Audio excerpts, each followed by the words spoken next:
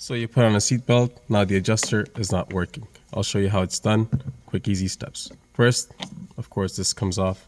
To remove this bad boy, just pull it out from the bottom, pry it out like so, okay.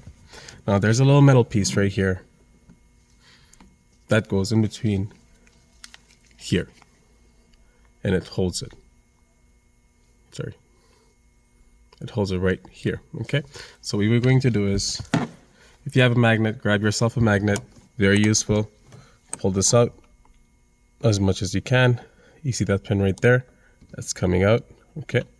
Put a tiny screwdriver behind it, okay? Mine might slip, so go again. Now it's out, okay? As that is out, we hold this here. You put the screwdriver from the top,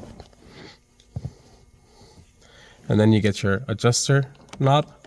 You slide it from underneath and then let it go. So now that should work. That's in, and